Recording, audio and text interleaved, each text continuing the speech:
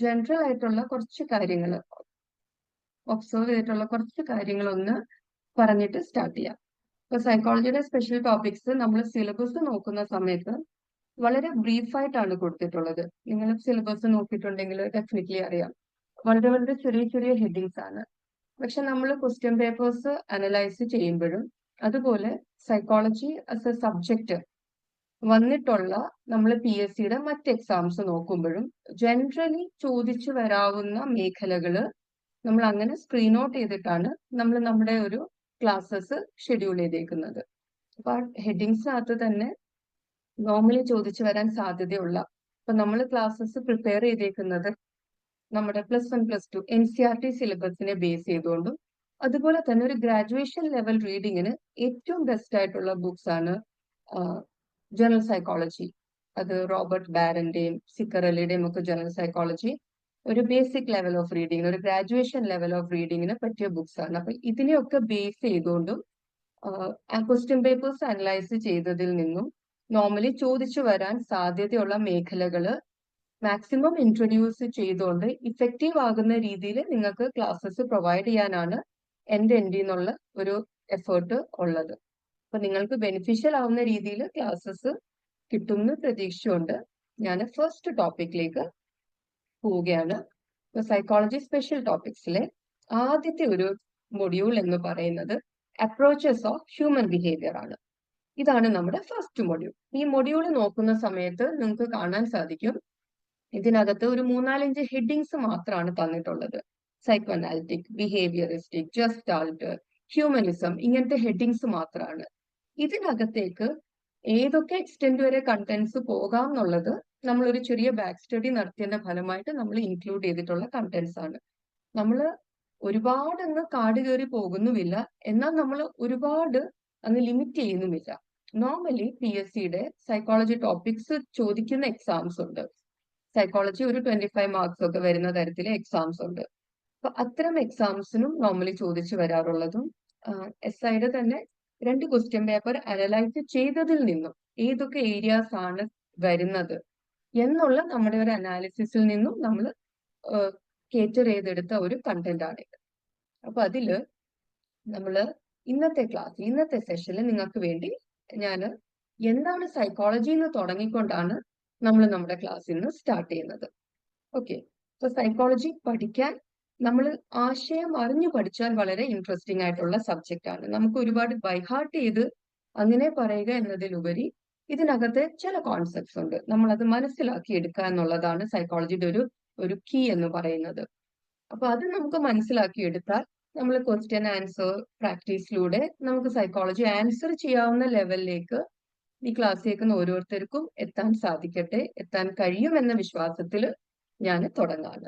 അപ്പൊ സൈക്കോളജി എന്താണ് എന്ന് ആദ്യം പറയുന്നതിന് മുന്നേ, ശരിക്കും സൈക്കോളജി നമ്മൾ നോക്കുന്നുണ്ട് ഒരുപാട് വർഷം പഴയ ഒരു ഡിസിപ്ലിൻ അല്ല. ഏകദേശം ഒരു 135 വർഷത്തെ പഴക്കമൊക്കെ ഉള്ളൂ psychology as a separate discipline ഡെവലപ്പായി വന്നിട്ട്. അപ്പൊ നമ്മൾ സൈക്കോളജി നോക്കുന്നുടനെ സൈക്കോളജിയുടെ പാരന്റ് ഡിസിപ്ലിൻ എവിടെ നിന്നാണ് സൈക്കോളജി വന്നതെന്ന് ചോദിച്ചാൽ 2 പാരന്റ് ഡിസിപ്ലിൻ ആണ് സൈക്കോളജിക്കുള്ളത്. ഒന്ന് ഫിലോസഫിയും ഒന്ന് ഫിസിയോളജിയും. ഫിലോസഫിയും ഫിസിയോളജിയുമാണ് സൈക്കോളജിയുടെ ഒരു പാരന്റ് ഡിസിപ്ലിൻ ആയിട്ട് കണക്കാക്കപ്പെടുന്നത്.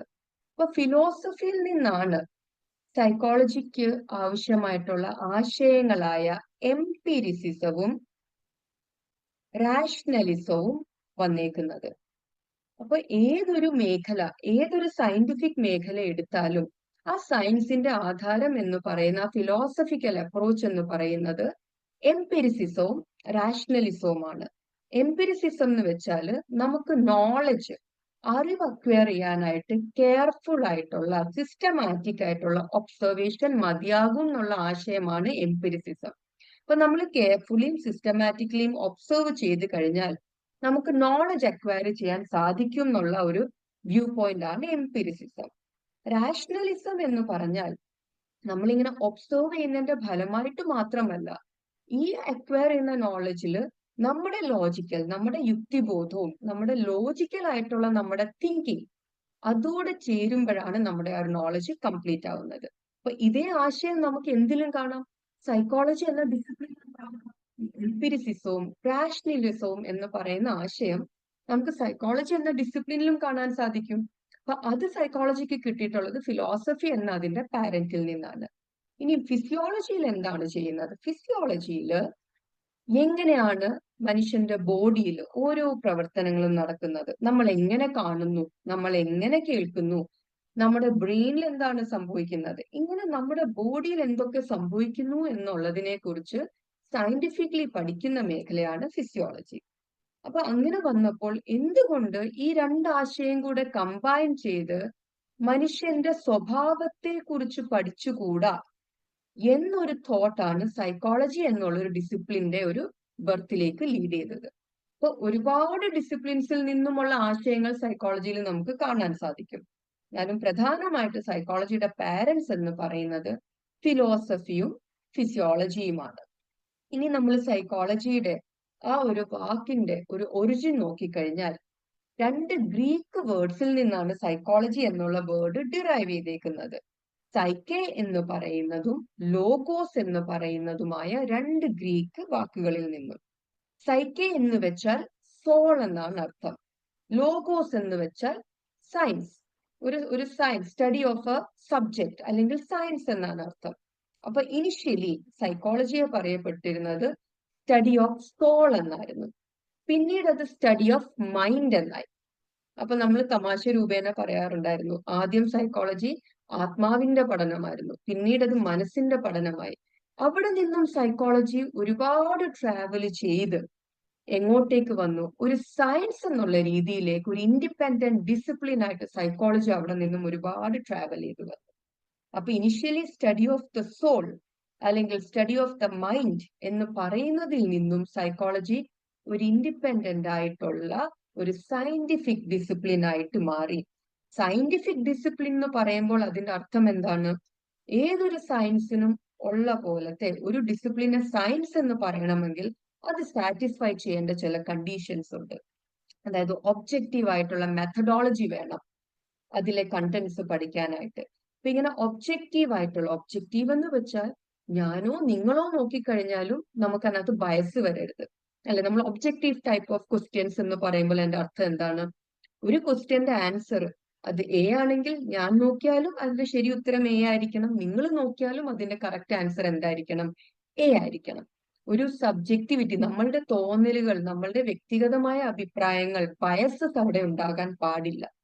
അപ്പൊ ഇങ്ങനെയുള്ള ഒരു സയന്റിഫിക് ഡിസിപ്ലിൻ ആയി മാറാൻ വേണ്ട തരത്തിലെ മെത്തേഡ്സ് സൈക്കോളജിക്ക് ഡെവലപ്പ് ചെയ്തെടുക്കാൻ സാധിച്ചു. അങ്ങനെ സൈക്കോളജി എന്തായി മാറി? ഒരു സയന്റിഫിക് ഡിസിപ്ലിൻ ആയി മാറി. അപ്പൊ നമ്മൾ ഇപ്പോൾ സൈക്കോളജി ഡിഫൈൻ ചെയ്യുമ്പം സൈക്കോളജിയെ സ്റ്റഡി ഓഫ് സോൾ അല്ലെങ്കിൽ സ്റ്റഡി ഓഫ് മൈൻഡ് എന്ന് പറയാറില്ല. പകരം സൈക്കോളജി എന്താണ്? ഒരു സയന്റിഫിക് സ്റ്റഡിയാ. എന്തുകൊണ്ടാണ് നമ്മൾ സയന്റിഫിക് സ്റ്റഡി എന്ന് പറയുന്നത്? ഒരു സയൻസ് എന്നൊരു ഡിസിപ്ലിനെ വിളിക്കാൻ ആവശ്യമായിട്ടുള്ള എല്ലാ കണ്ടീഷൻസും സാറ്റിസ്ഫൈ ചെയ്യുന്ന തരത്തിലാണ് സൈക്കോളജി ഇവോൾവ് ആയത്. സോ എന്തിന്റെ സയന്റിഫിക് സ്റ്റഡിയാണ്?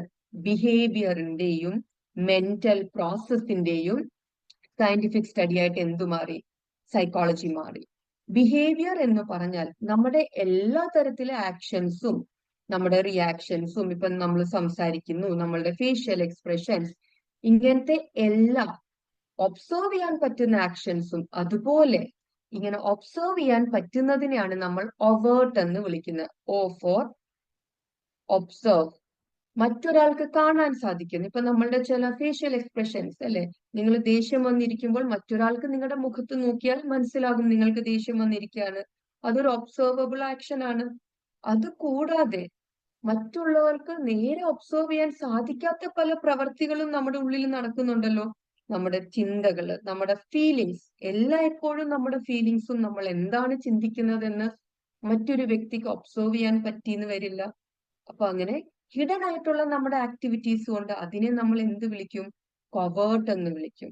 അപ്പൊ ബിഹേവിയർ എന്ന് പറഞ്ഞാൽ ഒവേർട്ട് ആയിട്ടുള്ള കാര്യങ്ങൾ മാത്രമല്ല, കൊവേർട്ട് ആയിട്ടുള്ള, പുറമേ നിന്ന് കാണാൻ സാധിക്കാത്തതായിട്ടുള്ള എല്ലാം തന്നെ എന്തിൽ പഠിക്കുന്നുണ്ട്? സൈക്കോളജിയിൽ പഠിക്കുന്നുണ്ട്. അപ്പൊ ഒബ്സർവബിൾ ആയിട്ടുള്ള ബിഹേവിയറും അതുപോലെ തന്നെ മറ്റൊരാൾക്ക് ഒബ്സർവ് ചെയ്യാൻ സാധിക്കില്ല, എന്നാൽ അത് എക്സിസ്റ്റ് ചെയ്യുന്നുമുണ്ട്. അത്തരത്തിലെ നമ്മുടെ തോട്ട്സ്, നമ്മുടെ ഫീലിങ്സ്, നമ്മുടെ മെമ്മറീസ്, ഇതും എല്ലാം പഠിക്കുന്ന സയന്റിഫിക് ഡിസിപ്ലിൻ ആയിട്ട് എന്ത് മാറി? സൈക്കോളജി മാറി. അപ്പൊ ഇതാണ് നമ്മുടെ സൈക്കോളജിയുടെ ഒരു ഡെഫിനിഷൻ പാർട്ട് എന്ന് പറഞ്ഞത്. ഇനി അടുത്തതായിട്ട് നിങ്ങൾ അറിഞ്ഞിരിക്കേണ്ട ഒരു കാര്യമാണ്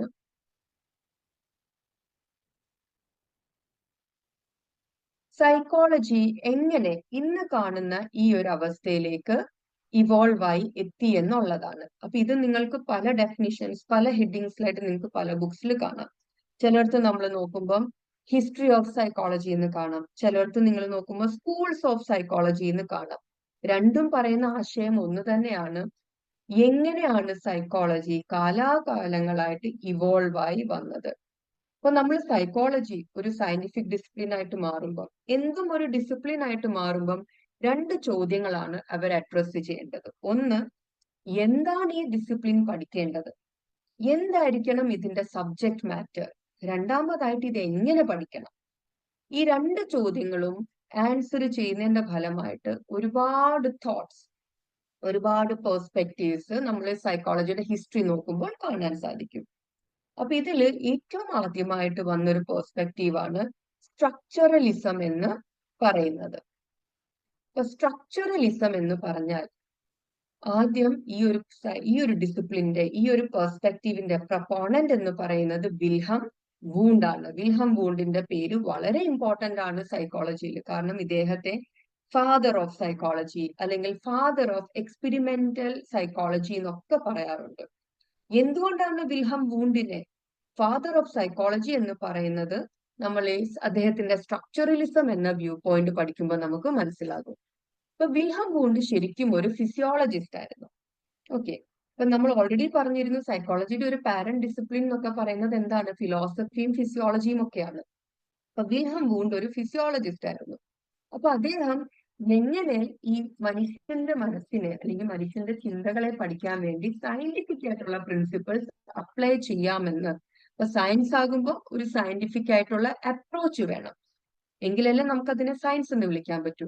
അപ്പൊ ഇങ്ങനത്തെ സയന്റിഫിക് പ്രിൻസിപ്പിൾസ് എങ്ങനെ നമുക്ക് അപ്ലൈ ചെയ്യാം എന്ന് ആദ്യമായിട്ട് അറ്റംപ്റ്റ് ചെയ്ത ആള് വിൽഹം വൂണ്ട് ആണ്. അതിന്റെ ഫലമായിട്ട് നമുക്ക് ആദ്യമായിട്ടുള്ള ഒരു സൈക്കോളജി ലബോറട്ടറി ലെപ്സിക്, ജർമ്മനി. നമ്മൾ വളരെ ബേസിക് ലെവലിൽ ഒരു ക്വസ്റ്റ്യനിങ് ആണ് PSC ഉദ്ദേശിക്കുന്നതെങ്കിൽ ചോദിക്കാവുന്ന ഒരു ചോദ്യമാണ്, ഫസ്റ്റ് സൈക്കോളജിക്കൽ ലബോറട്ടറി എവിടെ, ഏത് വർഷം, ആര് എസ്റ്റാബ്ലിഷ് ചെയ്തു എന്നൊക്കെ ഉള്ളത്. വളരെ ബേസിക്, വളരെ ഒരു റോട്ട് ലേണിംഗ് മാത്രം അസസ് ചെയ്യുന്ന കൈൻഡ് ഓഫ് ക്വസ്റ്റ്യൻസ് ഇടുമ്പോൾ ചോദിക്കാൻ പ്രിഫർ ചെയ്യുന്ന കൈൻഡ് ഓഫ് ക്വസ്റ്റ്യൻ ആണ്.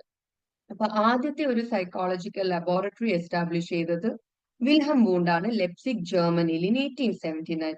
അതുകൊണ്ട് തന്നെയാണ് വൂണ്ടിനെ ഫാദർ ഓഫ് സൈക്കോളജി അല്ലെങ്കിൽ ഫാദർ ഓഫ് എക്സ്പെരിമെന്റൽ സൈക്കോളജി എന്ന് പറയപ്പെടുന്നത്. അപ്പൊ അദ്ദേഹം പറഞ്ഞത് സൈക്കോളജി എന്ന് പറയുന്നത് എന്തിനെ കുറിച്ചായിരിക്കണം പഠിക്കേണ്ടത്? സ്ട്രക്ചർ ഓഫ് മൈൻഡ് ആയിരിക്കണം സൈക്കോളജിയുടെ സബ്ജക്ട് മാറ്റർ.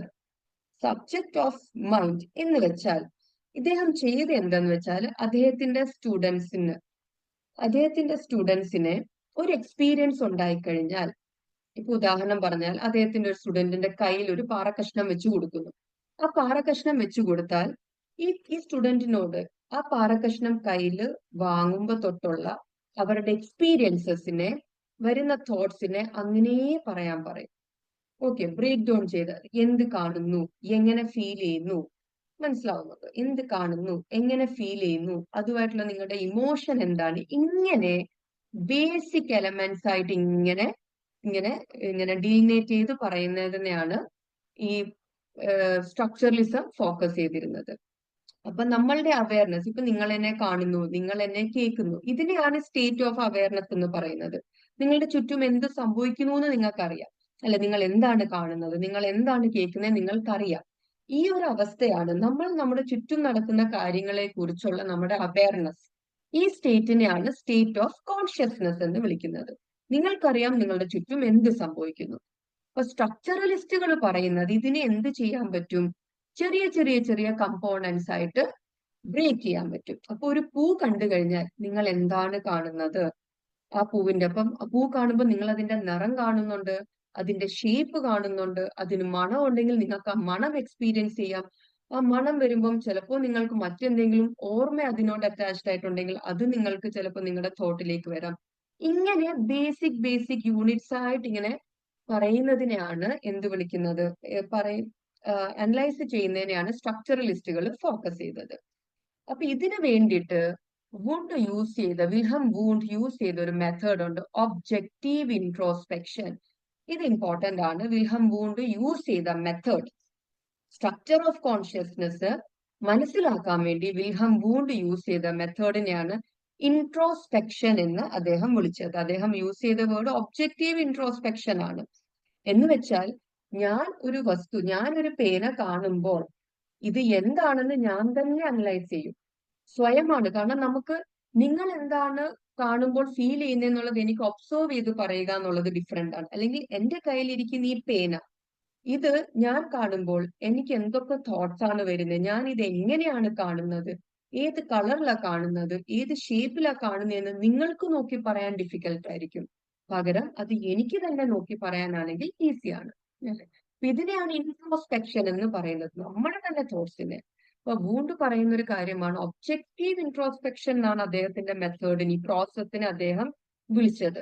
ആൻഡ് അദ്ദേഹത്തിന്റെ സ്റ്റുഡൻസിനെ ഇങ്ങനെ അവരുടെ തോട്ട്സിനെ കുറിച്ച് ഒബ്ജക്റ്റീവ് ആയിട്ടെന്ന് വെച്ചാൽ ബയസ് വരാതെ, എന്റെ പേഴ്സണൽ ആയിട്ടുള്ള ഒരു തരത്തിലെ ബയസും വരാതെ ചിന്തിക്കാൻ വേണ്ടി അദ്ദേഹം ട്രെയിൻ ചെയ്യിക്കായിരുന്നു സ്റ്റുഡൻസിനെ. അപ്പോൾ ഈ ഒരു ഒബ്ജക്റ്റീവ് ഇൻട്രോസ്പെക്ഷൻ എന്ന് പറയുന്ന പ്രോസസ്സിലൂടെയാണ് അദ്ദേഹം ഓരോ എക്സ്പീരിയൻസ് ഉണ്ടാകുമ്പോഴും എന്താണ് തോട്ട്സ്, എന്താണ് ആക്ടിവിറ്റീസ് എന്ന് ഇങ്ങനെ സ്ട്രക്ചർ മനസ്സിലാക്കാൻ വേണ്ടി ശ്രമിച്ചത്. അപ്പോൾ ഒരു എക്സ്പീരിയൻസ് ഉണ്ടാകുമ്പം എന്താണ് അതിന്റെ പുറകിൽ നമ്മുടെ ഉള്ളിൽ സംഭവിക്കുന്നതെന്നുള്ള സ്ട്രക്ചർ മനസ്സിലാക്കാൻ വേണ്ടി വൂണ്ട് ശ്രമിച്ചത്. ഈ മെത്തേഡിന് അതിനുവേണ്ടി അദ്ദേഹം യൂസ് ചെയ്ത മെത്തേഡിനെ വിളിക്കുന്ന പേരാണ് ഒബ്ജക്റ്റീവ് ഇൻട്രോസ്പെക്ഷൻ. അപ്പൊ നമ്മൾ നോക്കിക്കഴിഞ്ഞാൽ ഒരു സയന്റിഫിക് ആയിട്ടുള്ള ഒരു എഫേർട്ട് വൂണ്ടിന്റെ ഭാഗത്തു നിന്നുണ്ടായി. പഠിക്കാനായിട്ട് സ്ട്രക്ചർ ഓഫ് മൈൻഡ് പഠിക്കാൻ വേണ്ടിയിട്ട് അദ്ദേഹം ഒരു സയന്റിഫിക് മെത്തേഡ് തരാൻ ശ്രമിച്ചു. അതോടൊപ്പം ഒരു എക്സ്പെരിമെന്റൽ ലബോറട്ടറി സെറ്റപ്പ് ചെയ്യാൻ ശ്രമിച്ചു. ഇതൊക്കെ കൊണ്ടാണ് വിൽഹം വൂണ്ടിനെ എന്തായിട്ട് പറയപ്പെടുന്നത്, ഫാദർ ഓഫ് സൈക്കോളജി എന്ന് പറയുന്നത്. ഇനിയും ഈ ഭാഗത്തുനിന്ന് കൺഫ്യൂസിംഗ് ആയിട്ട് വരാവുന്ന ഒരു ക്വസ്റ്റ്യൻ, ഈ ഐഡിയ വൂണ്ടിന്റെ ആയിരുന്നു, പക്ഷെ ഈ സ്ട്രക്ചറലിസം എന്നുള്ള പേര് വൂണ്ട് തന്നതല്ല. പലപ്പോഴും നമ്മൾ ബേസിക് ലെവലിൽ പഠിക്കുന്ന സമയത്ത് പലരും പഠിച്ചു പോകുമ്പം സ്ട്രക്ചറലിസം വിൽഹം വൂണ്ട് എന്ന് പഠിച്ചു പോകും. പക്ഷെ ആർക്കെങ്കിലും ഒരു അഡ്വാൻസ്ഡ് ലെവൽ ഓഫ് ക്വസ്റ്റ്യൻ തരണം എന്നുണ്ടെങ്കിൽ ചോദിക്കാവുന്ന ഒരു ചോദ്യമാണ്, സ്ട്രക്ചറലിസം എന്ന ഈ ഒരു പേര് കൊടുത്തതും അതിനെ അങ്ങനെ ഒരു സെപ്പറേറ്റ് സ്കൂളായിട്ട് തന്നതും എഡ്വേർഡ് ടിഷ്നർ ആണ്. ടിഷ്നർ വിൽഹം വൂണ്ടിന്റെ സ്റ്റുഡന്റ് ആണ്. അദ്ദേഹത്തിന്റെ ഐഡിയ സ്ട്രക്ചർ ഓഫ് കോൺഷ്യസ്നെസ്സും ഇൻട്രോസ്പെക്ഷൻ എന്നുള്ള മെത്തേഡ് ഉപയോഗിച്ചു കഴിഞ്ഞാൽ നമുക്ക് തന്നെ എന്താണ് നമ്മുടെ എക്സ്പീരിയൻസിന്റെ ബിൽഡിംഗ് ബ്ലോക്ക് അത് ഐഡന്റിഫൈ ചെയ്യാൻ പറ്റും എന്നൊക്കെയുള്ള അദ്ദേഹത്തിന്റെ ഐഡിയനെ എക്സ്പാൻഡ് ചെയ്തത് ആരാണ്? എഡ്വേർഡ് ടിഷ്നർ ആണ്. എക്സ്പാൻഡ് ചെയ്തിട്ട് ആ വ്യൂ പോയിന്റിന് ടിഷ്നർ വിളിച്ച പേരാണ് സ്ട്രക്ചറലിസം. പക്ഷെ ഇതിന്റെ ബേസ് എസെൻസ് എന്ന് പറയുന്നത് വൂണ്ടിന്റെ കോൺസെപ്റ്റ് ആയതുകൊണ്ട് നമ്മളിപ്പോ ഒരു basic level of text books വായിച്ചാൽ നിങ്ങൾക്ക് സ്ട്രക്ചറലിസം വിൽഹം വൂണ്ട് എന്ന് കാണാം. പക്ഷെ നമ്മൾ അത് ആഴത്തിൽ പഠിക്കുമ്പോൾ മനസ്സിലാക്കേണ്ടത് സ്ട്രക്ചറലിസം എന്ന വ്യൂ പോയിന്റ്, ആ പേരും ആ വ്യൂ പോയിന്റും ടിഷ്നറിന്റെ ആണ്. അതിനാധാരമായിട്ടുള്ള ബേസിക് ഐഡിയ ആണ് ആരുടേത്? വിൽഹം വൂണ്ടിന്റേത്. ഓക്കെ. അപ്പൊ ഇത് ആദ്യ കാലഘട്ടങ്ങളിൽ, സൈക്കോളജിയുടെ ആദ്യ കാലഘട്ടങ്ങളിൽ ഡൊമിനന്റ് ആയിട്ടുള്ള ഒരു വ്യൂ പോയിന്റ് ആയിരുന്നു. പക്ഷെ ഒരു 1900s ഒക്കെ ആയപ്പോഴത്തേക്ക് പതുക്കെ ഈ വ്യൂ പോയിന്റ് ഒരുപാട് ക്രിറ്റിസിസംസ് നേരിടുകയും, ഒബ്ജക്റ്റീവ് ആണെന്ന് പറഞ്ഞാൽ പോലും ഞാൻ പറയുന്നത് എന്തുമാത്രം ശരിയെന്ന് മറ്റൊരാൾക്ക് വെരിഫൈ ചെയ്യാൻ പോസിബിലിറ്റി ഇല്ല. ഇപ്പൊ ഞാൻ പറയാണ് എനിക്കിത് കറപ്പായിട്ട് തോന്നുന്നു, എനിക്കിത് കണ്ടപ്പോൾ ഇങ്ങനെ തോന്നി, ഇതായിരുന്നു എന്റെ ഇമോഷൻ എന്ന് പറഞ്ഞാൽ ഇത് തന്നെയാണോ ഞാൻ എക്സ്പീരിയൻസ് ചെയ്തതെന്ന് നിങ്ങൾക്ക് വെരിഫൈ ചെയ്യാൻ ഡിഫിക്കൽറ്റി വരും. അപ്പൊ ഒബ്ജക്റ്റീവ് ആണെന്ന് പറഞ്ഞാൽ പോലും ഒരു ട്രൂ ഒബ്ജക്ടിവിറ്റി അവിടെ ഇല്ല.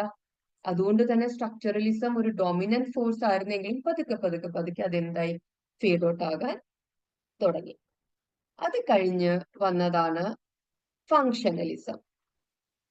ഫങ്ഷണലിസത്തിന്റെ ഫാദർ എന്ന് പറയുന്നത് വില്യം ജെയിംസ് ആണ്. അപ്പൊ സ്ട്രക്ചറലിസം അല്ലെങ്കിൽ വിൽഹം വൂണ്ടിന്റെ വർക്ക് ജർമ്മനി ലെപ്സിക്കിലാണ് നടന്നത്.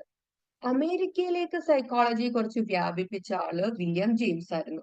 അപ്പൊ വിൽഹം വൂണ്ട് ജർമ്മനിയിൽ ഒരു സൈക്കോളജിക്കൽ ലബോറട്ടറി ഒക്കെ സെറ്റപ്പ് ചെയ്യുന്ന സമയത്ത് അതേ ടൈം പീരീഡിൽ അമേരിക്കയിൽ ഒരു സൈക്കോളജി ലബോറട്ടറി കേംബ്രിഡ്ജിൽ സെറ്റപ്പ് ചെയ്തത് വില്യം ജെയിംസ് ആണ്. അതുകൊണ്ട് തന്നെ വില്യം ജെയിംസിനെ ഫാദർ ഓഫ് അമേരിക്കൻ സൈക്കോളജി എന്ന് പറയാറുണ്ട്. കാരണം സൈക്കോളജി അമേരിക്കയിൽ കുറച്ച് പ്രോമിനന്റ് ആക്കിയത് വില്യം ജെയിംസ് ആണ്. ഇപ്പൊ സ്ട്രക്ചറലിസം പറയുന്നത് സ്ട്രക്ചർ ഓഫ് മൈൻഡ് ആണെങ്കിൽ ഫങ്ഷണലിസം പറയുന്നത് നമ്മൾ സ്ട്രക്ചർ ഓഫ് മൈൻഡ് അറിഞ്ഞിട്ട് ഇപ്പൊ എന്ത് ചെയ്യാനാണ്? നമ്മൾ പകരം എന്താ ചെയ്യേണ്ടത്? ഈ മൈൻഡ് ഈ പറയുന്ന എക്സ്പീരിയൻസസും അല്ലെങ്കിൽ ഇങ്ങനെയൊക്കെ ചിന്തിക്കുന്നത് കൊണ്ട് എന്ത് ഫങ്ഷൻ, എന്ത് പ്രയോജനമാണ് നമുക്ക് ഉണ്ടാക്കി തരുന്നത്? അത് വേണം നമ്മൾ മനസ്സിലാക്കാനായിട്ട് ശ്രമിക്കേണ്ടത്. അപ്പൊ വില്യം ജെയിംസിന്റെ ഈ ഫങ്ഷണലിസം എന്നുള്ള ഐഡിയ ഇത് ഇൻഫ്ലുവൻസ്ഡ് ആയിരിക്കുന്നത് ചാൾസ് ഡാർവിന്റെ നാച്ചുറൽ സെലക്ഷൻ എന്നുള്ള പ്രിൻസിപ്പിൾ വെച്ചിട്ടാണ്. അപ്പൊ നാച്ചുറൽ സെലക്ഷനിൽ പറയുന്ന എന്താ, നമ്മുടെ ഡാർവിന്റെ പരിണാമ സിദ്ധാന്തം പറയുമ്പോൾ അതിൽ എന്താണ് പറയുന്നത്?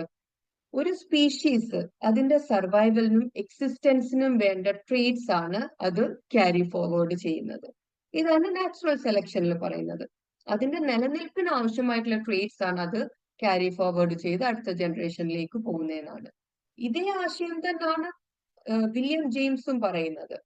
അപ്പൊ ഫിസിക്കൽ ട്രേറ്റ്സ് ഡാർവിന്റെ ഐഡിയ അനുസരിച്ചിട്ട് അവരുടെ സർവൈവലിന് വേണ്ട ആവശ്യമുള്ള ഫിസിക്കൽ ട്രേറ്റ്സ് അവർ ക്യാരി ഫോർവേഡ് ചെയ്യുകയും സ്ട്രെങ്തൻ ചെയ്യുകയും ചെയ്യുന്നത് പോലെ തന്നെയാണ് എന്ത് ബിഹേവിയറും എന്നാണ് വില്യം ജെയിംസ് പറയുന്നത്.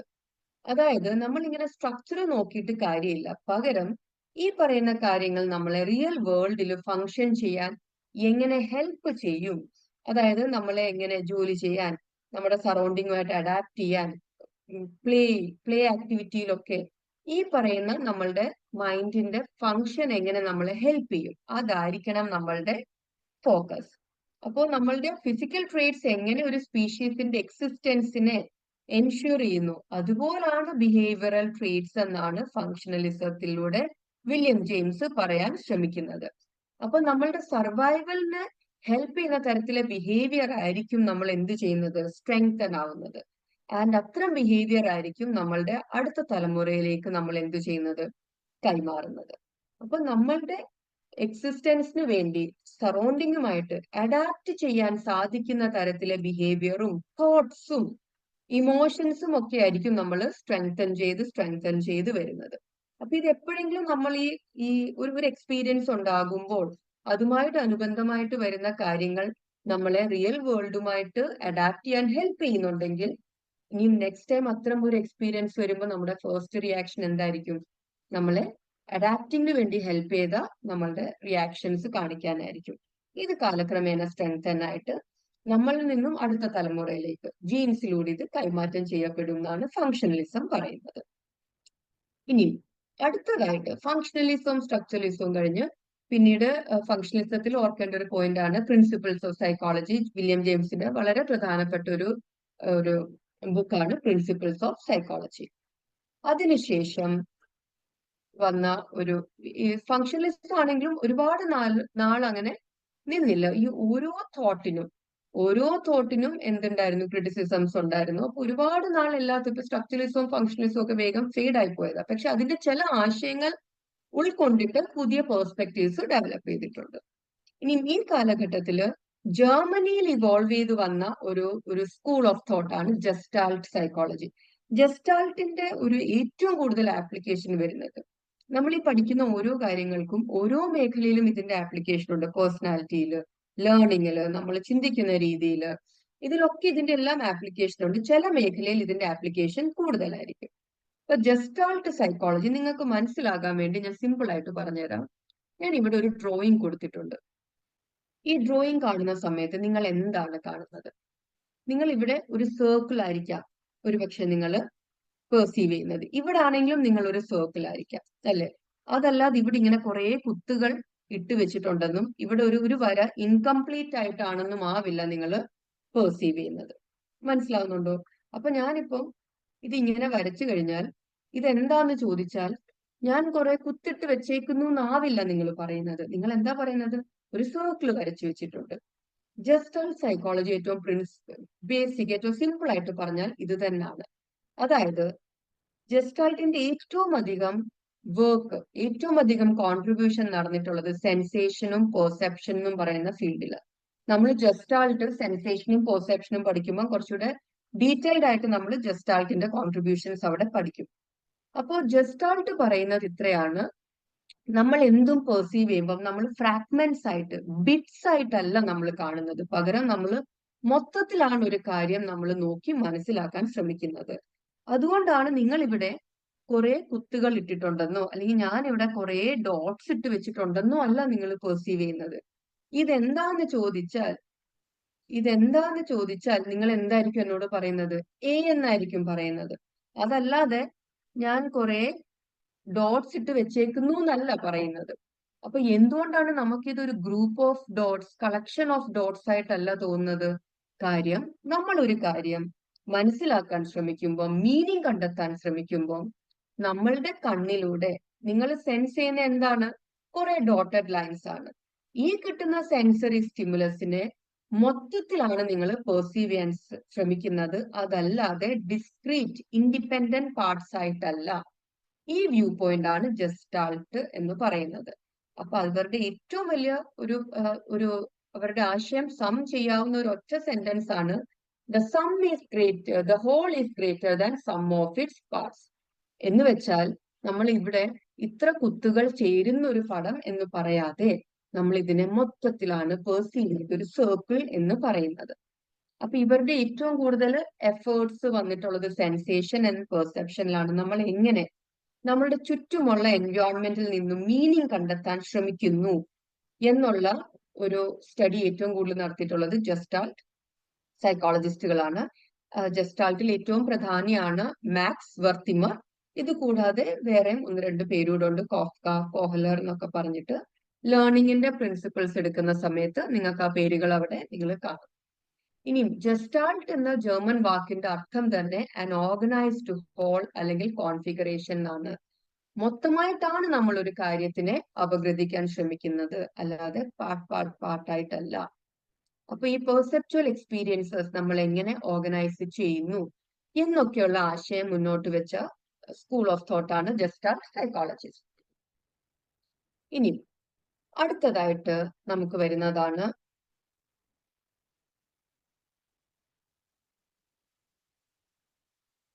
Psycho analysis. വളരെ കോൺട്രവേഴ്ഷ്യൽ ആയിട്ടുള്ള ഒരു സ്കൂളാണ് സൈക്കോ അനാലിസിസ്. സൈക്കോ അനാലിസിസ് നമ്മൾ ഡീറ്റെയിൽഡ് ആയിട്ട് പഠിക്കും. ഇപ്പൊ ഞാൻ ജസ്റ്റ് എന്താണ് സൈക്കോ അനാലിസിസ് എന്ന് മാത്രമേ ഈ ഒരു സ്ലൈഡിൽ പറയുന്നുള്ളൂ. നമ്മൾ ഫ്രോയിഡിന്റെ തിയറിയും ആഴത്തിൽ തന്നെ നമ്മൾ പഠിക്കുന്നുണ്ട്. ഇപ്പൊ സൈക്കോ അനാലിസിസ് ഇതുവരെ നമ്മൾ പറഞ്ഞിട്ടുള്ള ആൾക്കാരൊക്കെ ഫിസിയോളജിസ്റ്റുകളും ഒക്കെ ആയിരുന്നു, ഫിലോസഫേഴ്സും. നമ്മൾ കുറച്ചുകൂടെ പഴയ ഹിസ്റ്ററി നോക്കിക്കഴിഞ്ഞാൽ പ്ലേറ്റോയുടെയും അരിസ്റ്റോട്ടലിന്റെയും ഒക്കെ കോൺട്രിബ്യൂഷൻസ് സൈക്കോളജിയുടെ ഏർലി എറാസിൽ കാണാൻ സാധിക്കും. ഇനി സൈക്കോ അനാലിസിസിന്റെ കാലഘട്ടം വന്നപ്പോഴത്തേക്ക് സൈക്കോ അനാലിസിസ് എന്ന് പറയുന്നത് സിഗ്മണ്ട് ഫ്രോയിഡ് ആണ് ഈ ഒരു വ്യൂ പോയിന്റിന്റെ പ്രൊപ്പോണന്റ്. ഫ്രോയിഡ് വളരെ ഫേമസ് ആണെന്നറിയാം. ഒരുവിധപ്പെട്ട സൈക്കോളജി ജസ്റ്റ് എന്തെങ്കിലുമൊക്കെ വായിച്ചിട്ടുള്ളവർക്ക് കണ്ടു പരിചയമുള്ള പേരായിരിക്കാം സിഗ്മണ്ട് ഫ്രോയിഡ്. അപ്പൊ ഫ്രോയിഡ് ബേസിക്കലി അദ്ദേഹം ഒരു ന്യൂറോളജിസ്റ്റ് ആയിരുന്നു, മെഡിക്കൽ ഡോക്ടർ ആയിരുന്നു. അപ്പൊ നെർവസ് സിസ്റ്റം റിലേറ്റഡ് ആയിട്ടുള്ള അസുഖങ്ങൾ ചികിത്സിക്കുന്ന ഒരു ഡോക്ടർ ആയിരുന്നു. അപ്പൊ അദ്ദേഹത്തിന്റെ തന്നെ പല പേഷ്യൻസിനെ ചികിത്സിക്കുന്നതിന്റെ ഫലമായിട്ടാണ് അദ്ദേഹം ഈ ഒരു സൈക്കോ അനാലിസിസ് എന്നുള്ള പേഴ്സ്പെക്റ്റീവിൽ എത്തിയത്. അതായത് അദ്ദേഹത്തിന്റെ അടുത്ത് വരുന്ന പല പേഷ്യൻസിനും പ്രോബ്ലംസ് ഉണ്ടായിരുന്നു, പക്ഷെ അണ്ടർലൈൻ ഫിസിക്കൽ കോസ് ഇല്ല. എന്ന് വെച്ചാൽ ചിലർക്ക് പാരാലിസിസ് ഉണ്ട്, കൈ അനങ്ങില്ല, അല്ലെങ്കിൽ കാലനങ്ങില്ല, അല്ലെങ്കിൽ കേൾവിക്ക് പ്രശ്നമുണ്ട്. പക്ഷെ അദ്ദേഹം എക്സാമിൻ ചെയ്യുമ്പോൾ ഇതിന് കാരണമായേക്കാവുന്ന ഒരു ബയോളജിക്കൽ കോസ് വേണമല്ലോ. അങ്ങനെ ഒന്നും തന്നെ ഉണ്ടാവില്ല. നെർവസ് സിസ്റ്റം ഇൻടാക്ട് ആണ്, അണ്ടർലൈൻ സെൻസറി ഓർഗൻസ് എല്ലാം ഇൻടാക്ട് ആണ്. ഇതൊന്നും ഇല്ലാതെ തന്നെ ഫിസിക്കലി നമുക്ക് കോസ് കണ്ടെത്താൻ സാധിക്കാത്ത അസുഖങ്ങളുമായിട്ട്, നെർവസ് ഡിസോർഡേഴ്സുമായിട്ട് അദ്ദേഹത്തിന്റെ അടുത്ത് ഒരുപാട് പേഷ്യൻസ് വരികയുണ്ടായി. അവിടെ നിന്നാണ് നമ്മൾ കാണുന്നതിലും അപ്പുറം ഹ്യൂമൻ ബോഡി കാരണമല്ലാതെയും ഹ്യൂമൻ ബോഡിയിൽ ഇംബാലൻസസ് അല്ലാതെയും എന്തുണ്ടാകാം, ഡിസോർഡേഴ്സ് ഉണ്ടാകാം എന്നുള്ള ഒരു വ്യൂ പോയിന്റ് ഫ്രോയിഡ് കൊണ്ടുവരുന്നത്. അപ്പൊ അദ്ദേഹം കണ്ടത് ഹ്യൂമൻ ബിഹേവിയർ എന്ത് കാരണമാണ്, ഹ്യൂമൻ ബിഹേവിയറിനെ ഇൻഫ്ലുവൻസ് ചെയ്യുന്ന എന്താണ്, നമ്മളുടെ അൺകോൺഷ്യസിലുള്ള നമ്മളുടെ ചില ഡിസയേഴ്സും കോൺഫ്ലിക്ട്സും ആണ്. അദ്ദേഹത്തിന്റെ തിയറി പഠിക്കുമ്പോൾ നമുക്കത് വളരെ ഡെപ്തിൽ തന്നെ നോക്കാം. അപ്പോ എന്താണോ കാരണം അത് ബോഡിയിലുള്ള കാരണമല്ല, ഒരു ഫിസിക്കൽ ഡിഫക്റ്റ് അല്ല, പകരം എന്താണ് മനസ്സിന്റെ അഗാധ തലങ്ങളിൽ കിടക്കുന്ന എന്തൊക്കെയോ കാര്യങ്ങളാണ് ഈ പറയുന്ന അസുഖങ്ങളിലേക്ക് ലീഡ് ചെയ്യുന്നത്. അപ്പൊ അദ്ദേഹം പറഞ്ഞത് നമുക്കൊരു അൺകോൺഷ്യസ് മൈൻഡ് ഉണ്ട്, അവിടെ എന്താണെന്ന് നമുക്കറിയില്ല. എന്റെ അൺകോൺഷ്യസിൽ എന്താന്ന് എനിക്കറിയത്തില്ല, പക്ഷെ എന്റെ അൺകോൺഷ്യസിൽ എനിക്ക് ബുദ്ധിമുട്ടുണ്ടാക്കുന്ന, എനിക്ക് ഡിസ്കംഫേർട്ട് ഉണ്ടാക്കുന്ന, ഷെയിംഫുൾ ആയിട്ടുള്ള എന്റെ എല്ലാ എക്സ്പീരിയൻസസും പക്ഷെ ഞാൻ പോലും അറിയാതെ ഞാൻ എവിടെ റിപ്രസ് ചെയ്ത് വെച്ചിട്ടുണ്ട്, അൺകോൺഷ്യസിൽ ഉണ്ടെന്നാണ് ഫ്രോയിഡ് പറയുന്നത്. അപ്പൊ ഇത് റിപ്രസ്ഡ് ആണെങ്കിലും ഇത് എപ്പോഴെങ്കിലും ഒക്കെ നമ്മൾ ഈ ചില കുഞ്ഞുങ്ങളെ മുറിയിൽ കുരുത്തക്കേട് കാണിക്കുന്നതിന് എവിടെയെങ്കിലും മാറ്റി നിർത്തി കഴിഞ്ഞാലോ അടങ്ങി നിൽക്കില്ലല്ലോ, വീണ്ടും അടുത്ത കുരുത്തക്കേടിലോട്ട് വരുന്ന പോലാണ്. നമ്മുടെ അൺകോൺഷ്യസിൽ നമ്മൾ ഇങ്ങനെ റിപ്രസ് ചെയ്ത് വെച്ചേക്കാണ്, എന്നാലും ഇത് എപ്പോഴെങ്കിലും ഒക്കെ പുറത്തേക്ക് വരാൻ ശ്രമിക്കും. അതിന്റെ ഫലമായിട്ടാണ് അദ്ദേഹത്തിന്റെ പേഷ്യൻസില് ബയോളജിക്കലി എക്സ്പ്ലെയിൻ ചെയ്യാൻ പറ്റാത്ത പലതരത്തിലെ ഡിസോർഡേഴ്സും ഉണ്ടായതെന്നാണ് ഫ്രോയിഡ് പറഞ്ഞത്. എന്നിട്ട് അദ്ദേഹം ആ തിയറി വളരെയധികം എക്സ്പാൻഡ് ചെയ്ത് അദ്ദേഹം സൈക്കോ അനാലിസിസ് എന്നുള്ള ഒരു വ്യൂ പോയിന്റ് കൊണ്ടുവന്നു. അപ്പൊ ഫ്രോയിഡ് ഇവിടെ അതുപോലെ തന്നെ പ്രാധാന്യം തരുന്ന ഒന്നാണ് ഏർലി ചൈൽഡ്ഹുഡ് എക്സ്പീരിയൻസസ്. എന്ന് വെച്ചാൽ ഇന്ന് ഞാനോ നിങ്ങളോ ആരാണോ, നമ്മളുടെ പേഴ്സണാലിറ്റി എന്താണോ, ഇത് നമ്മളുടെ ചെറുപ്പ കാലഘട്ടത്തിലുള്ള നമ്മളുടെ എക്സ്പീരിയൻസസിനെ ആശ്രയിച്ചിരിക്കും എന്നാണ് ഫ്രോയിഡ് പറയുന്നത്. അതായത് ഒരു ആദ്യത്തെ 6 വയസ്സ് വരെയുള്ള നിങ്ങളുടെ അനുഭവങ്ങളാണ് ഇപ്പോൾ നിങ്ങൾ എന്താണോ ആ വ്യക്തിയിലേക്ക് നിങ്ങളെ എത്തിച്ചേർത്തിരിക്കുന്നത്. അപ്പോ എന്തെങ്കിലും ഉണ്ടെങ്കിൽ അതിന്റെ റൂട്ട് കോസ് എവിടെയാണ് ഫ്രോയിഡിന്റെ കാഴ്ചപ്പാടില്, നമ്മുടെ ഏർലി ചൈൽഡ്ഹുഡിലാണ്. അപ്പൊ ഇതായിരുന്നു ഫ്രോയിഡിന്റെ ഒരു വ്യൂ പോയിന്റ്. വളരെ കോൺട്രവേഴ്ഷ്യൽ ആയിരുന്നു, എന്നാലും അദ്ദേഹത്തിന്റെ തിയറീനെ ബേസ് ചെയ്തുകൊണ്ട് ഒരുപാട് തരത്തില് നമ്മുടെ ഇന്നത്തെ മോഡേൺ സൈക്കോ തെറാപ്പിക്ക് ബേസ് ആയിട്ടുള്ള കുറെ കോൺസെപ്റ്റ്സ്, ഈ തെറാപ്പിയുടെ ബേസ് ഫ്രോയിഡിന്റെ തിയറിന്ന് വന്നിട്ടുണ്ട്. ഓക്കെ, ഇനി അടുത്തതായിട്ടുള്ളതാണ് ബിഹേവിയറിസം. ഇപ്പൊ ബിഹേവിയറിസം ഫാദർ എന്ന് പറയുന്നത്, ബിഹേവിയറിസത്തിന്റെ ഫാദർ എന്ന് പറയുന്നത് ജോൺ ബി വാട്സൺ ആണ്, ഫാദർ ഓഫ് ബിഹേവിയറിസം. അപ്പൊ സ്ട്രക്ചറലിസവും ഫങ്ഷണലിസവും സൈക്കോ അനാലിസിസും ഒക്കെ ഇങ്ങനെ പറഞ്ഞു വന്നപ്പം ജോൺ ബി വാട്സന് തോന്നി നമ്മൾ സൈക്കോളജി സയൻസ് ആണ്, സയന്റിഫിക് മെത്തേഡ് ആണെന്നൊക്കെ പറഞ്ഞിട്ട് ഈ പറയുന്നതൊന്നും ആവരുത് സൈക്കോളജി പഠിക്കേണ്ടത്, ഇതിലെവിടെ സയന്റിഫിക് എൻക്വയറി എന്നൊരു ചോദ്യം സൈക്കോളജിയെ തിരിച്ച് സയന്റിഫിക് എൻക്വയറിയിലേക്ക് ഫോക്കസ് കൊണ്ടുവന്നു. അപ്പൊ അദ്ദേഹം പറഞ്ഞത് നമ്മൾ പഠിക്കുന്ന സയൻസ് ആണല്ലോ, നമ്മളുടെ മെത്തേഡ് സയന്റിഫിക് ആയിരിക്കണം എങ്കിൽ നമ്മൾ എന്തായിരിക്കണം, ഈ കോൺഷ്യസ്നെസ്, മനസ്സിന്റെ ഫങ്ഷൻ, നമ്മുടെ എന്താ പറയാ അൺകോൺഷ്യസ്, ഇങ്ങനെ ആർക്കും കാണാനോ ആർക്കും മെഷർ ചെയ്യാനോ പറ്റാത്ത കാര്യങ്ങളിൽ സൈക്കോളജി കുടുങ്ങിക്കിടന്നാൽ സൈക്കോളജി എങ്ങനെ സയൻസ് ആവുന്നേ? അപ്പൊ അതൊന്നും പറ്റത്തില്ല. പകരം എന്തായിരിക്കണം, ഈ കോൺഷ്യസ്നെസ് ഒക്കെ എടുത്ത് മാറ്റിയിട്ട് നമ്മുടെ ഫോക്കസ് എവിടെ ആയിരിക്കണം, ഒബ്സർവബിൾ ബിഹേവിയറിൽ. അതായത് ഒരാൾക്ക് കണ്ട് മെഷർ ചെയ്യാൻ പറ്റുന്ന ബിഹേവിയേഴ്സ്. അപ്പൊ നമ്മളൊന്ന് കണ്ട് മെഷർ ചെയ്യും. ഇപ്പം ഒരു കുട്ടി ടെമ്പർ ടാൻട്രം ഉള്ള ഒരു കുട്ടി 1 മണിക്കൂറിൽ എത്ര വട്ടം ഒരാളെ അടിക്കുന്നു. അപ്പൊ ഇത് ഞാൻ നോക്കിക്കഴിഞ്ഞാലും മറ്റാരും എന്റെ കൂടെ അതേ സമയം മറ്റൊരാൾ നോക്കാനുണ്ടെങ്കിൽ ഞങ്ങൾക്ക് ഒരേ ആൻസർ തന്നെ കിട്ടുമല്ലോ, 1 മണിക്കൂറിൽ 10 വട്ടം ഈ കുട്ടി അടിച്ചു. അപ്പൊ ആ ഒബ്സർവ് ചെയ്യുന്ന 1 മണിക്കൂർ 2 പേർ ഒബ്സർവ് ചെയ്താലും സെയിം ഫൈൻഡിങ്. അപ്പൊ ഇങ്ങനെ ഒബ്സർവ് ചെയ്യാൻ പറ്റുന്ന, മെഷർ ചെയ്യാൻ പറ്റുന്ന ബിഹേവിയർ ആയിരിക്കണം സൈക്കോളജിയുടെ ഫോക്കസ് എന്ന് പറഞ്ഞ് സൈക്കോളജിയെ വീണ്ടും ഒരു സയന്റിഫിക് എൻക്വയറി എന്നുള്ള ഫോക്കസിലേക്ക് തിരികെ കൊണ്ടുവന്ന സൈക്കോളജിസ്റ്റ് ആണ് ജോൺ ബി വാട്സൺ. അതുകൊണ്ടാണ് വാട്സനെ ഫാദർ ഓഫ് ബിഹേവിയറിസം എന്ന് വിളിക്കുന്നത്. അദ്ദേഹം ഈ ഒരു സ്കൂൾ ഓഫ് തോട്ട് പ്രപ്പോസ് ചെയ്യാൻ കാരണം ഇവാൻ പാവ്ലോവിന്റെ സ്റ്റഡി നമ്മൾ ഡീറ്റെയിൽഡ് ആയിട്ട് പഠിക്കുന്നുണ്ട് വരുന്ന ക്ലാസ്സിൽ.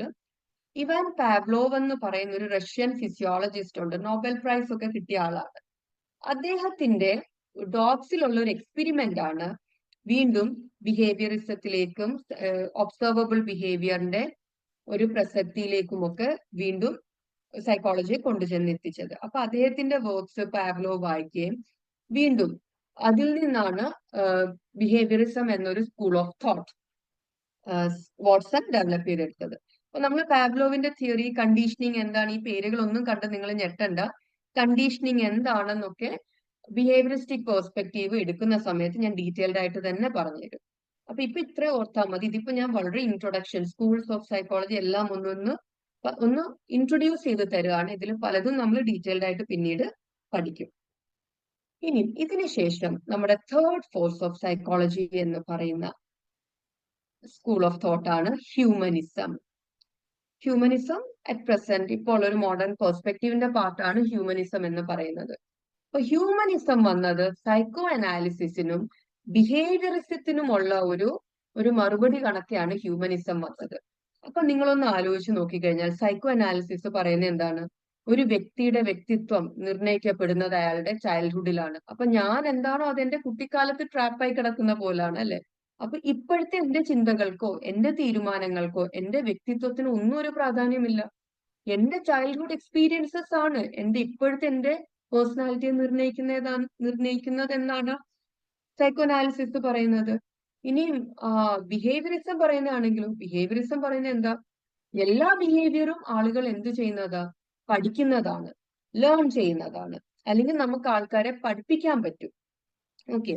അപ്പൊ കുറച്ചുകൂടെ ഒരു മെഷീൻ പോലെ, മെക്കാനിസ്റ്റിക് വ്യൂ ആണ് ബിഹേവിയറിസ്റ്റുകൾ എടുത്തത്. ഒരു മെഷീൻ പോലെ, അല്ലെ? അപ്പൊ നിങ്ങൾ ഇത് ചെയ്യണമെങ്കിൽ നിങ്ങളെ ഇതിനു വേണ്ടി എനിക്ക് ട്രെയിൻ ചെയ്യിക്കാൻ പറ്റും. അതാണ് ബിഹേവിയറിസ്റ്റ് പറയുന്നത്. ഒരാളെ വേണമെങ്കിൽ പൂച്ചയോട് എനിക്ക് വേണമെങ്കിൽ പേടി ഉണ്ടാക്കിയെടുക്കാൻ പറ്റും. ഇതാണ് ബിഹേവിയറിസം പറയുന്നത്. പക്ഷെ ഇതിലൊക്കെ ഉപരി ഒരു ഹ്യൂമൻ നേച്ചറിന് ഒരു പോസിറ്റീവ് സ്റ്റാൻസ് എടുത്ത വ്യൂ പോയിന്റ് ആണ് എന്ത്? ഹ്യൂമനിസം എന്ന് വിളിക്കുന്നത്. അപ്പൊ സൈക്കോ അനാലിസിസിനും ബിഹേവിയറിസ്റ്റുകൾക്കും ഉള്ള ഒരു മറുപടിയായിട്ട് വന്ന ഒരു ഫീൽഡാണ്, ഒരു പെർസ്പെക്റ്റീവ് ആണ് ഹ്യൂമനിസം. അപ്പൊ ബിഹേവിയറിസ്റ്റുകൾ പറയുന്ന പോലെ നമ്മളുടെ എൻവയോൺമെന്റിൽ നിന്ന് വരുന്ന സ്റ്റിമുലസിനോട് നമ്മൾ പാസീവായിട്ട് റിയാക്റ്റീവ് അല്ല. അതുപോലെ സൈക്കോ അനാലിസിസ് പറയുന്ന പോലെ നമ്മൾ എന്താണോ നമ്മളുടെ ചൈൽഡ്ഹുഡിലെ നമ്മൾ ട്രാപ്പായി പോയവരല്ല. പകരം നമ്മളുടെ ഫുൾ പൊട്ടൻഷ്യൽ അനുസരിച്ച് സെൽഫ് ഫുൾഫിൽമെന്റിന് വേണ്ടി വർക്ക് ചെയ്യാൻ കേപ്പബിൾ ആയിട്ടുള്ളവരാണ്. ഇപ്പൊ ഉദാഹരണം പറഞ്ഞാൽ നിങ്ങളിപ്പം ഒരു പരീക്ഷയ്ക്ക് വേണ്ടി തയ്യാറെടുക്കുന്നു. ഈ പരീക്ഷയ്ക്ക് വേണ്ടി തയ്യാറെടുക്കുന്നത് നിങ്ങൾക്ക് ചെയ്യണം എന്നുള്ള ആഗ്രഹം കൊണ്ടാണ്. അതല്ലെങ്കിൽ ഈ പരീക്ഷയ്ക്ക് വേണ്ടി തയ്യാറെടുത്തില്ലെങ്കിൽ നിങ്ങൾക്ക് വഴക്ക് കിട്ടുമെന്നോ നിങ്ങളെ വീട്ടിൽ നിന്ന് ഇറക്കി വിടുമെന്നോ അല്ലെങ്കിൽ മറ്റു കോൺസിക്വൻസ് ഉണ്ടെന്നോ ഓർത്തിട്ടല്ലല്ലോ. അപ്പൊ ബിഹേവിയറിസം പറയുന്നത് നമ്മളുടെ ഒരു ബിഹേവിയറിന് കാരണമായിട്ട് എന്തെങ്കിലും റിവാർഡോ കോൺസിക്വൻസോ ഒക്കെ ഉണ്ടാവും. പക്ഷെ ഇതൊന്നുമില്ലാതെ നമ്മളുടെ ആഗ്രഹത്തിനനുസരിച്ച് നമ്മൾക്ക് പ്രവർത്തിച്ചൂടെ? അപ്പൊ ആ ഒരു വ്യൂ പോയിന്റ് ആണ് ഹ്യൂമനിസം പറയുന്നത്. Emphasis on free will of human beings.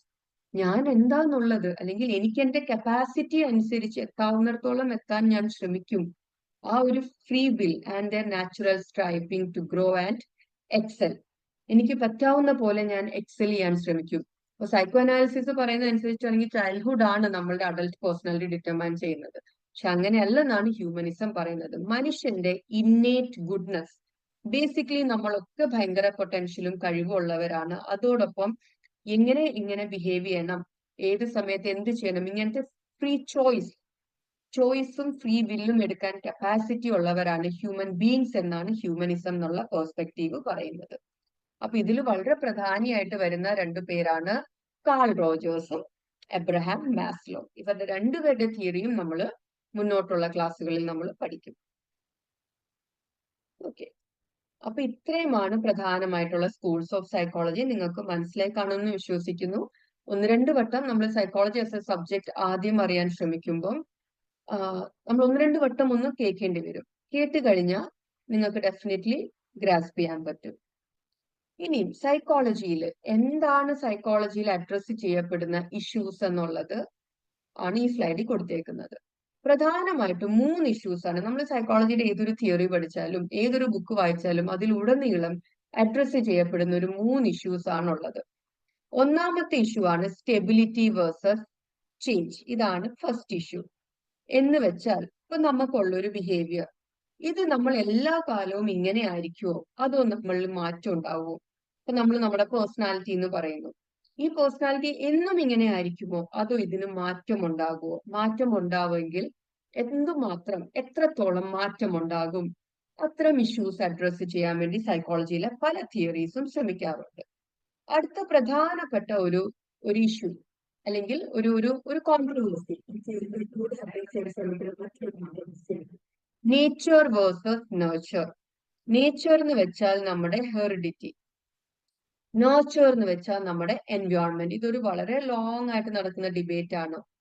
Heredity ആണോ എൻവയോൺമെന്റ് ആണോ ഇമ്പോർട്ടന്റ്? നമ്മളുടെ സ്വഭാവം, നമ്മളുടെ കഴിവ്, നമ്മളുടെ ചിന്താശേഷി, നമ്മളുടെ ബുദ്ധി, അല്ലെങ്കിൽ നമ്മുടെ പേഴ്സണാലിറ്റി, ഇതൊക്കെ നമ്മൾ ജനിക്കുമ്പോൾ കിട്ടുന്നതാണോ, അതോ നമ്മുടെ ചുറ്റുമുള്ള, ഇപ്പൊ പണ്ടുള്ളവർ പറയത്തില്ലേ, നല്ല ബുദ്ധിയുള്ള അച്ഛനും അമ്മയ്ക്കും ജനിച്ചതുകൊണ്ട് കൊച്ചിന് നല്ല ബുദ്ധിയുണ്ട്, അല്ലെങ്കിൽ നല്ല ദേഷ്യമുള്ള അച്ഛനായതുകൊണ്ട് കുഞ്ഞ് അതിനേക്കാൾ ദേഷ്യമുണ്ട്. അപ്പൊ അവര് എംഫസൈസ് കൊടുക്കുന്ന എന്തിനാണ്? നമ്മൾ ഇൻഹെറിറ്റ് ചെയ്യുന്നതാ. നമ്മളുടെ ബിഹേവിയർ എന്ന് പറയുന്നത് നമുക്ക് എവിടുന്ന് കിട്ടിയതാ? നമ്മുടെ പാരന്റ്സിന്റെ. അവർക്ക് എവിടുന്ന് കിട്ടിയതാ? അവരുടെ പാരന്റ്സിന്റെ. ഇങ്ങനെ നമ്മൾ ഇൻഹെറിറ്റ് ചെയ്യുന്നതാണ് നമ്മളുടെ ബിഹേവിയർ എന്നുള്ള വ്യൂ പോയിന്റ് ആണ് നേച്ചർ. അതേസമയം നേച്ചർ പറയുന്നത് അത് മാത്രമല്ല, നമ്മളുടെ ബിഹേവിയർ എന്തിനേയും ആശ്രയിച്ചിരിക്കും, നമ്മുടെ ചുറ്റുമുള്ള നമ്മുടെ എക്സ്പീരിയൻസസും എന്ത് ചെയ്യും, നമ്മളുടെ ബിഹേവിയറിനെ ഇൻഫ്ലുവൻസ് ചെയ്യും. അപ്പൊ അത് എന്തുമാത്രമാണ് നേച്ചർ, എന്തുമാത്രമാണ് നേച്ചർ എന്നുള്ള ഒരു ഇഷ്യൂ ത്രൂ ഔട്ട് പല തിയറീസും അഡ്രസ് ചെയ്യാറുണ്ട്. അടുത്തതാണ് റാഷണാലിറ്റി വേഴ്സസ് ഇറാഷണാലിറ്റി. നമുക്ക് എപ്പോഴും തോന്നും നമ്മൾ ഭയങ്കര റാഷണൽ ആയിട്ട് യുക്തിക്കനുസരിച്ചാണ് നമ്മൾ കാര്യങ്ങൾ ചെയ്യുന്നത്. നമ്മൾ ഹ്യൂമൻ ബീങ്സ് അല്ലേ, ചിന്താശേഷി കൂടിയവരാണ്.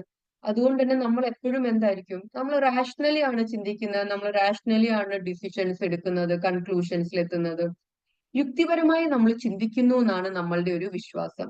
പക്ഷെ ഞാനൊന്ന് ചോദിക്കട്ടെ, നിങ്ങൾക്ക് ഒരു ഒരു സ്പൈഡറിന്റെ ഷേപ്പിലുള്ള ഒരു ചോക്ലേറ്റ് തന്നാൽ നിങ്ങൾക്ക് കഴിക്കാൻ ബുദ്ധിമുട്ടുണ്ടായിരിക്കുമോ? അതല്ലെങ്കിൽ ആരെങ്കിലും ആത്മഹത്യ ചെയ്തു എന്ന് പറയുന്ന ഒരു റൂമിൽ നിങ്ങൾക്ക് കിടക്കാൻ ബുദ്ധിമുട്ടുണ്ടായിരിക്കുമോ? മരിച്ച ഒരാളുടെ വസ്തുക്കൾ ഉപയോഗിക്കാൻ ബുദ്ധിമുട്ട് കാണുമോ? റാഷണലി ചിന്തിച്ചാൽ ഇതിന് ബുദ്ധിമുട്ടൊന്നും ഉണ്ടാകേണ്ട ആവശ്യമില്ല. കാരണം പ്രോപ്പർട്ടീസ് ഒരു വസ്തുവിലൂടെ കൈമാറി വരുന്നില്ലല്ലോ. അല്ലെങ്കിൽ പാമ്പിന്റെ ഷേപ്പുള്ള ഒരു ഡെസേർട്ട് തന്നാൽ കഴിക്കാൻ പറ്റുമോ? അത് പാമ്പല്ലാന്ന് റാഷണലി ചിന്തിച്ചാൽ നിങ്ങൾക്കറിയാം. പക്ഷെ എന്നാ പോലും ചിലർക്കെങ്കിലും ബുദ്ധിമുട്ടുണ്ടാവില്ലേ? അതുപോലെ ഇപ്പൊ നിങ്ങളിപ്പം പഠിക്കാനിരിക്കുമ്പോൾ നിങ്ങൾ ചിന്തിക്കുകയാണ്, ഈ മാസം കൊണ്ട് എനിക്ക് ഇത്രയും കവർ ചെയ്യാൻ സാധിക്കും, അല്ലെങ്കിൽ എനിക്ക് ഒരാഴ്ച മതി ഈ ടോപ്പിക്ക് കവർ ചെയ്യാൻ. എല്ലായ്പ്പോഴും നമ്മൾ ചിന്തിക്കുന്ന ടൈം ഫ്രെയിമിൽ നമ്മളുടെ കാര്യങ്ങൾ കൃത്യമായി നടക്കാറുണ്ടോ? ഇല്ല. അപ്പൊ നമ്മൾ റാഷണലി ചിന്തിക്കുന്നവരാണെങ്കിൽ നമുക്ക് എല്ലാം പെർഫെക്റ്റ്ലി നടക്കണം. പക്ഷെ ചിലപ്പോഴൊക്കെ എന്തുകൊണ്ട് നമ്മുടെ ബിഹേവിയറിൽ ഈ റാഷണാലിറ്റി ഉണ്ട്, ലോജിക്കിന് നിരക്കാത്ത പല ബിഹേവിയേഴ്സും നമ്മുടെ ചുറ്റും നോക്കിയാൽ തന്നെ നമുക്ക് മനസ്സിലാകും. ലോജിക്കിന് നിരക്കാത്ത പല ബിഹേവിയേഴ്സും ആളുകൾ കാണിക്കുന്നില്ലേ? അപ്പൊ ഈ ഒരു ഈ ഒരു ഇഷ്യൂവും നമ്മുടെ പല തിയറീസിലൂടെ എന്തുകൊണ്ട് ആളുകൾ ഇറാഷണൽ ആയിട്ടും ബിഹേവ് ചെയ്യുന്നു എന്ന് അഡ്രസ് ചെയ്യാൻ വേണ്ടി ശ്രമിക്കാറുണ്ട്. അപ്പൊ നമ്മൾ സൈക്കോളജിയിലെ പല തിയറീസും എക്സാമിൻ ചെയ്യുമ്പോൾ പല കോൺസെപ്റ്റ്, നമ്മൾ ഇന്റലിജൻസ് എടുത്താലും പേഴ്സണാലിറ്റി എടുത്താലും അതിലൊക്കെ നമുക്ക് കാണാം stability versus change, nature versus nature, rationality versus irrationality എന്നുള്ള കോൺസെപ്റ്റ്സ് അവിടെ അഡ്രസ് ചെയ്യപ്പെടുന്നത്.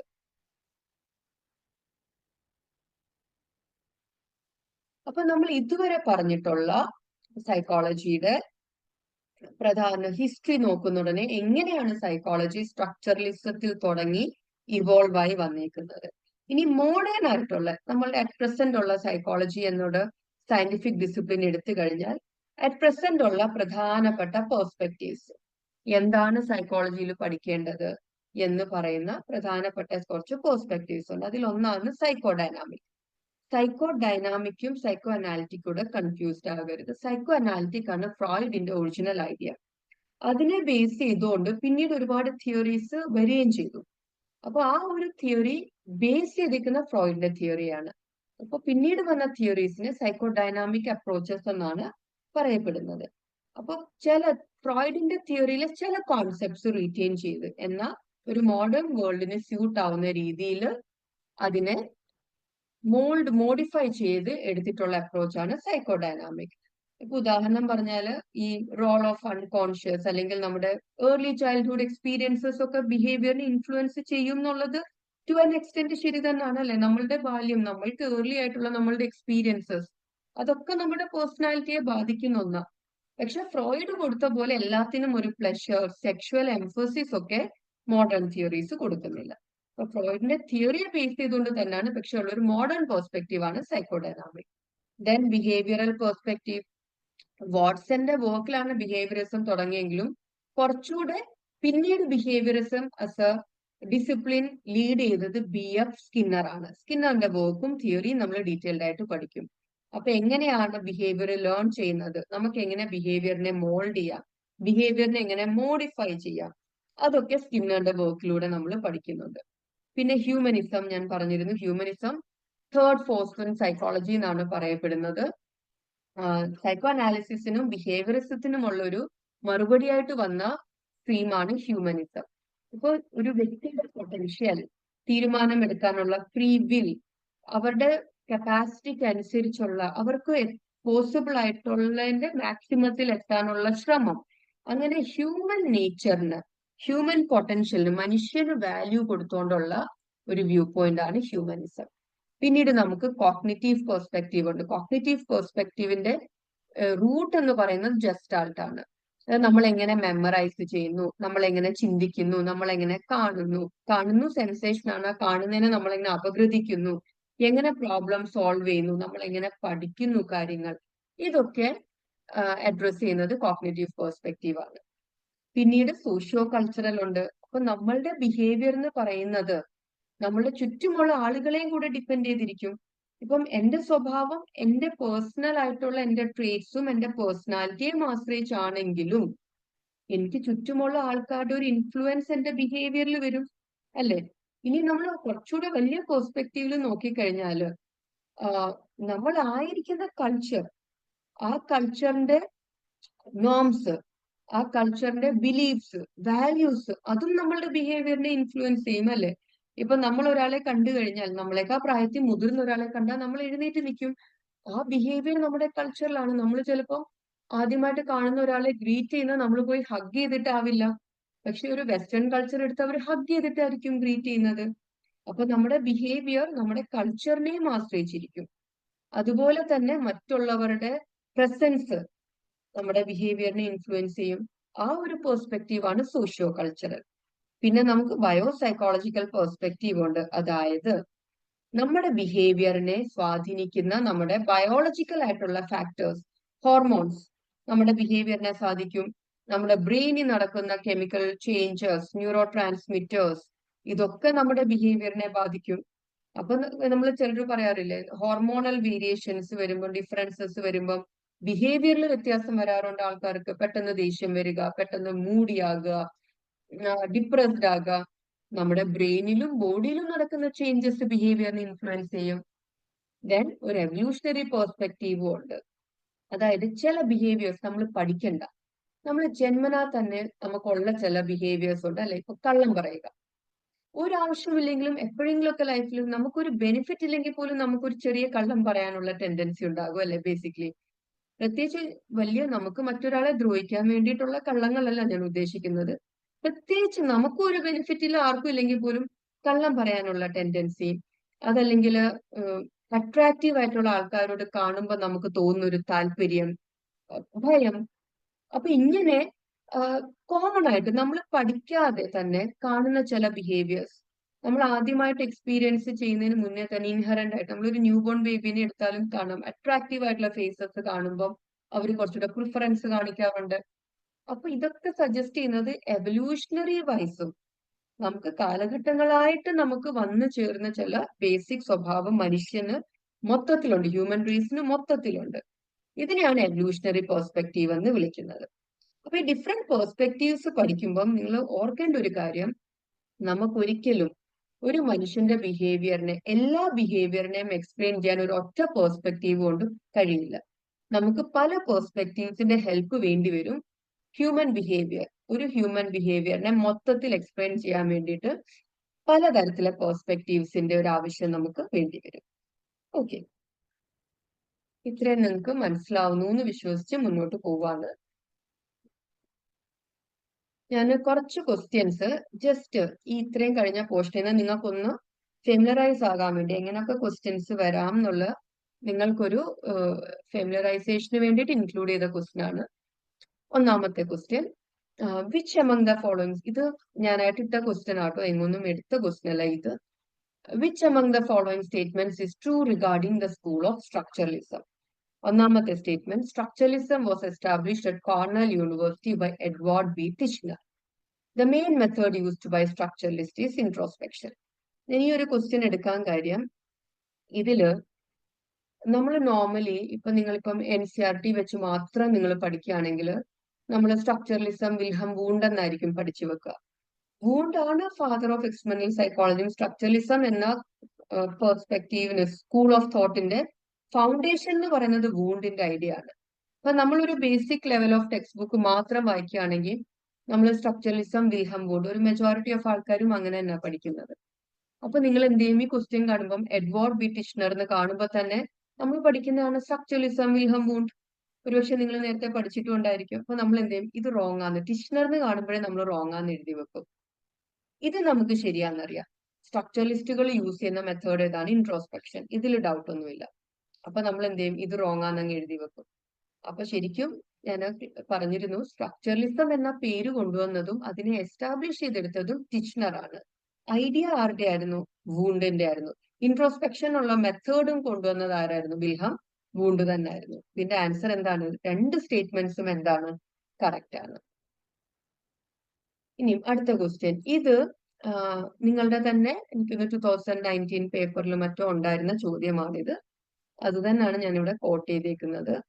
The three grand issues about behavior addressed by psychology today are, ഇത് നമ്മൾ ഇങ്ങനെ തന്നെ പഠിച്ചിട്ടുണ്ട്.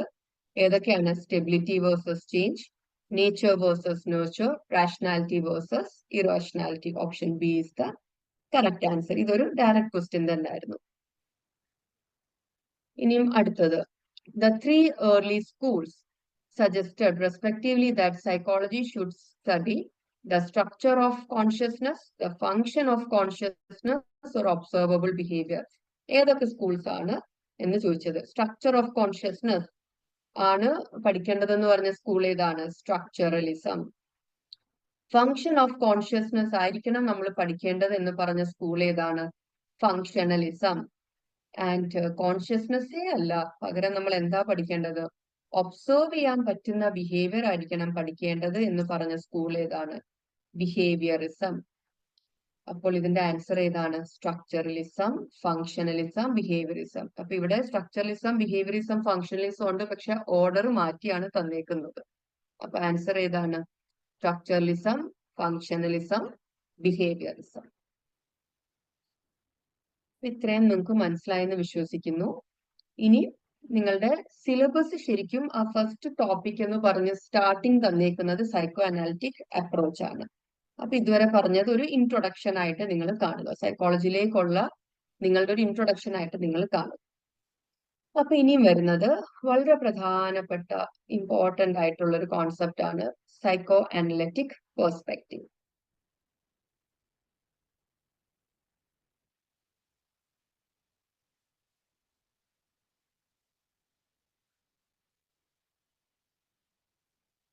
ഓക്കെ, അപ്പൊ psychoanalytic perspective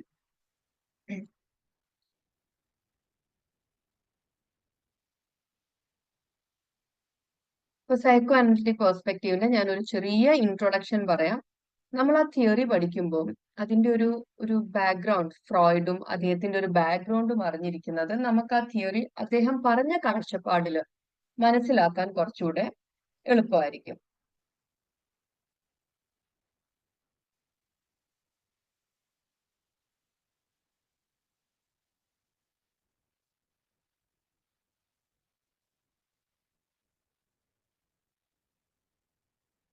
so psycho analytic approach ഇതിന്റെ ഒരു ബേസ്, ഒരു പ്രൊപ്പോണന്റ് എന്ന് പറയുന്നത് നമ്മുടെ സിഗ്മണ്ട് ഫ്രോയിഡ് ആണ്.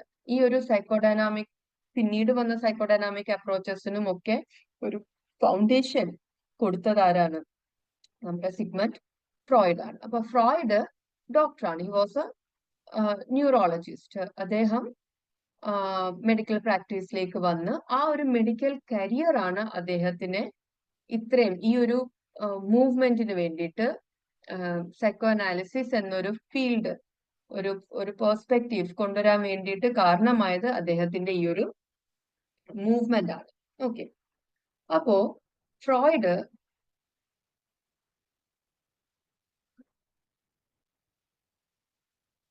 സിഗ്മണ്ട് ഫ്രോയിഡ് അദ്ദേഹത്തിന്റെ ഈ ഒരു കരിയറിൽ ഒരു ടേണിംഗ് പോയിന്റ് ആയത് അദ്ദേഹത്തിന് പാരീസിലേക്ക് ട്രാവൽ ചെയ്ത് ചാർക്കോട്ടിന്റെ കൂടെ വർക്ക് ചെയ്ത് അദ്ദേഹത്തിന്റെ മെത്തഡോളജി ഒബ്സർവ് ചെയ്യാനുള്ള ഒരു ചാൻസ് കിട്ടി. അപ്പൊ ചാർക്കോട്ട് ആ സമയത്ത് അദ്ദേഹത്തിന്റെ പേഷ്യൻസിന് പലതരത്തിലും മാനസിക ബുദ്ധിമുട്ട് അനുഭവിക്കുന്ന പേഷ്യൻസിനെ ട്രീറ്റ് ചെയ്യാൻ വേണ്ടി ഹിപ്നോസിസ് എന്നൊരു ടെക്നിക്ക് യൂസ് ചെയ്യുന്ന ആളായിരുന്നു ചാർക്കോട്ട്.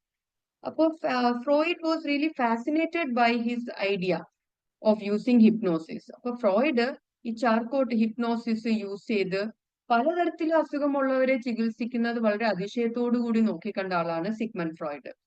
അതിനുശേഷം അദ്ദേഹം തിരിച്ചു വിയന്നയിലേക്ക്, അദ്ദേഹം പ്രാക്ടീസ് ചെയ്യുന്ന സ്ഥലമാണ് വിയന്ന, വിയന്നയിലേക്ക് തിരിച്ചു വന്ന സമയത്ത് ജോസഫ് ബ്രൂവറിന്റെ കൂടെ ചേർന്ന്, ജോസഫ് ബ്രൂവറും ആ ഒരു ടൈമില് ഹിപ്നോസിസ് പ്രാക്ടീസ് ചെയ്യുന്ന ആളായിരുന്നു, അദ്ദേഹത്തിന്റെ കൂടെ ചേർന്ന് ഹിസ്റ്റീരിയ ഈ പേര് അദ്ദേഹത്തിന്റെ അടുത്ത് വന്ന പേഷ്യൻസിന്, ഞാൻ മുമ്പേ നമ്മൾ സൈക്കോ അനാലിസിസ് പറഞ്ഞപ്പോൾ ഞാൻ പറഞ്ഞ പോലെ ഫ്രോയിഡിന്റെ അടുത്ത് എസ്പെഷ്യലി വെൽത്തി ആയിട്ടുള്ള ഫാമിലി എന്നുള്ള പല സ്ത്രീകൾക്കും പലതരത്തില് ഫിസിയോളജിക്കൽ സിംറ്റംസ് ആയിട്ട് വന്നു, ന്യൂറോളജിക്കൽ സിംറ്റംസ് ആയിട്ട് വന്നു, പക്ഷെ അണ്ടർലൈങ് ബയോളജിക്കൽ കോസ് ഒന്നുമില്ല.